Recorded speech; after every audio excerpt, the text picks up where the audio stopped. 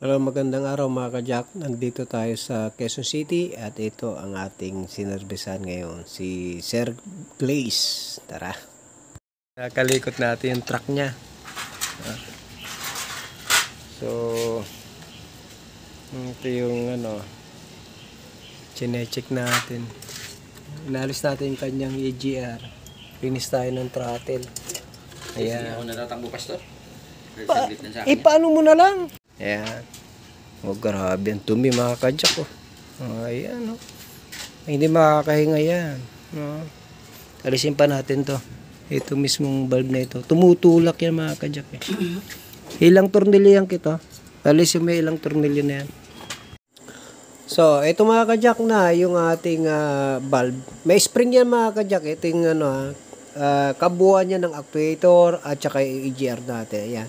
Pagka hindi basta-basta maalis siya, merong lock sa ibabaw yan. Kung nakakita na kayo ng lock sa may tinatawag na bulb, ayan, sa valvula, sa sa ating sasakyan, ganyan din yan. So anyway, tutulak-tulak nyo lang, lagyan nyo lang, spray nyo lang ng WD-40 para matanggal yung yung lock. Para pag binababa nyo yung bulb natin, ayan tignan nyo, kumalas na siya. Yun. Ito yung spring niya. So, ingatan lang, baka tumalsik mga ka-Jack. Nakaw, grabe. Ang kapal ng dumi mga ka-Jack, Minsan pagka kumapal ng dumi yan, nahihirapan ng tumulak yan. So, nag-o-open, close yan mga ka-Jack. Itutulak yan ang actuator, magbubukas yan. So, dyan nagkakaroon ng low power ang ating sasakyan, ito po ay 4JJ1 na Isuzu na truck. So, tignan pa natin. Ayan grabe mga ka-Jack. Uy, grabe, ang dumi. Ayan. Ayun linis na. Ayan. Tapos lagyan niya ng WD-40. Tapos tulak-tulak na. Lambot na. Lambot na kanina hindi Ayan, linis na. Hindi, nakuha natin na dumay. Grabe. Babara yan So, yan ang nagiging cause ng low power ng ating sasakyan. EGR. So, napakahalagang nililinis to mga ka-Jack. Ayan Wala na. Tulak mo nga. Unti-unti mo. Sige. Yun ganda na ng ang ganda na ng tulak niya. Sige. Linis. Mga ka-Jack. Kaya balik na natin yung EGR.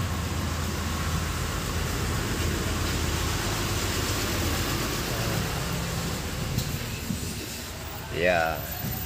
Kaya balik na natin ganyan lang naman maintenance sa sasakyan mga ka-Jack.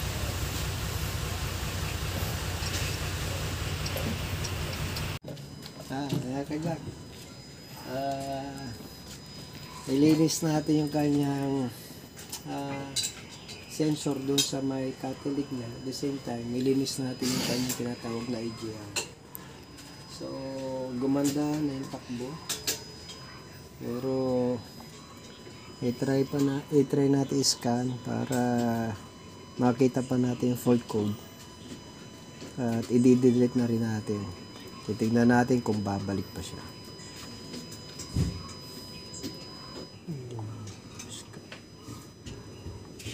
JJ1 type. Read. Yan yung kanina. Clear natin. Pagkain kaya wala na siya. Yes, okay. No fault. Natin. Kung babasa niya para JJ1 read. Wala na.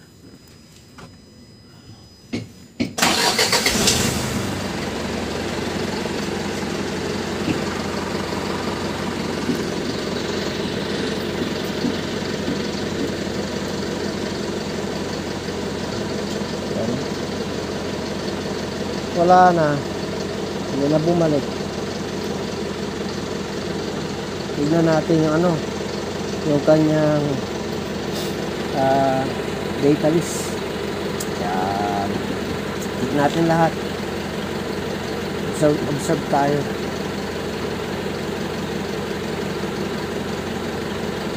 Voltage 7 104.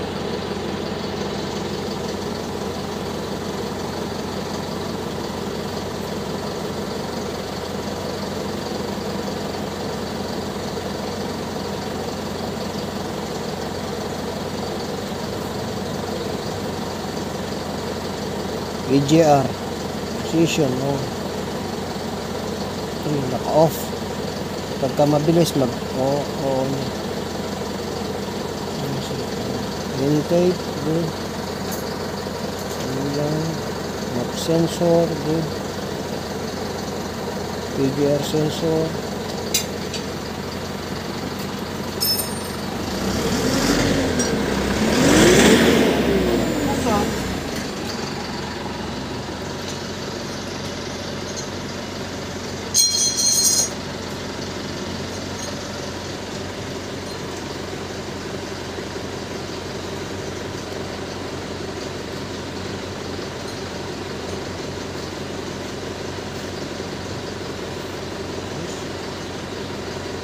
Ito, ano?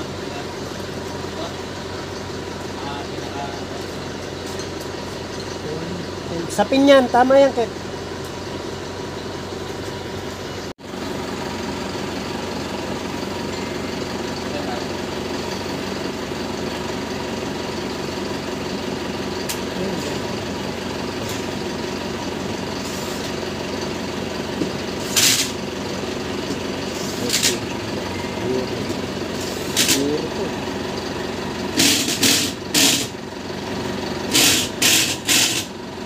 Tamang ano lang ha.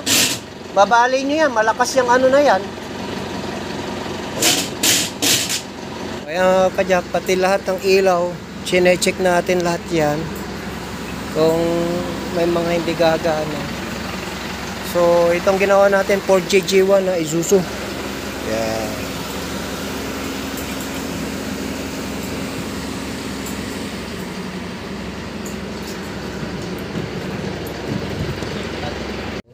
Sinabay na rin natin sa sasakyan niyang alaga niya. O, yan. Honda Civic. 96. Oo. Ayun. Ayan. Palit tayo ng brake pad. Yung kanyang brake cylinder. Sabay-sabay na. Para ito naman tambay lang to. Ayan. Medyo ginabi tayo pero okay lang. Bukas na yung solar. So mga kajak, okay na. Natapos na natin lahat ito. May-ari. So ayos. Okay na. God bless.